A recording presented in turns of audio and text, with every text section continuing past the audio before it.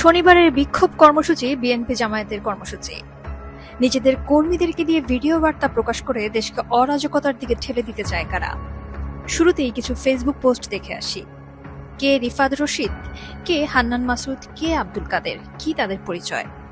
বৈষম্য বিরোধী ছাত্র আন্দোলনের নামে সারা দেশে এখন যা হচ্ছে তা জামায়াত, বিএনপির ছাত্র সংগঠন, ছাত্রদল ও শিবিরের সমন্বিত কর্মসূচি।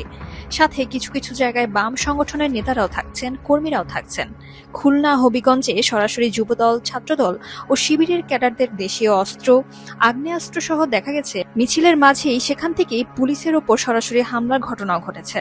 সিলেট ও চট্টগ্রামের ছাত্রদল ও শিবিরের ক্যাডাররা রাস্তায় নেমে ভাঙচুর ও অগ্নিসংযোগ করে, সেখানে পুলিশ সদস্যও নিহত হয়। এখন তাদের প্রধান কৌশল সাধারণ শিক্ষার্থীদের ঢাল হিসেবে ব্যবহার করে পুলিশের ওপর ইট পাটকেল ছুড়ে পুরো পরিস্থিতিকে সাংঘর্ষিক করে তোলা। বিএনপি জামায়াতের সরাসরি কর্মীদের দিয়ে কর্মসূচি ঘোষণা করা হচ্ছে। আজও ছাত্রদলের কর্মী রিফাত রশিদ ও হান্নান মাসুদকে দিয়ে একই জায়গা থেকে ভিডিও বার্তার মাধ্যমে কর্মসূচি দেয়া হয়েছে।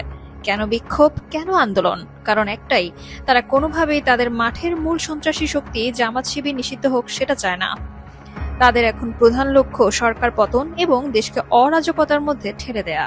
খুলনায়, চট্টগ্রামে, লক্ষ্মীপুরে, হবিগঞ্জে কি পুলিশ কোনো বাধা দিয়েছে? না, দেয়নি। পুলিশের মধ্য থেকে শিবিরের কর্মীরা হামলা করেছে পুলিশকে। এরপরই পুরো যুদ্ধাবস্থা তৈরি করেছে সেসব জায়গায়। বিএনপি জামায়াতের এই সহিংসতার রাজনীতির বলি হবে না আমাদের দেশের সাধারণ শিক্ষার্থীরা, সাধারণ মানুষেরা। বিচার বিভাগীয় তদন্ত হচ্ছে সব ঘটনার, সবকিছুর সঠিক তদন্ত হবে। কোনো নিষিদ্ধ গোষ্ঠীর কাছে আমাদের দেশ জিম্মি হবে না।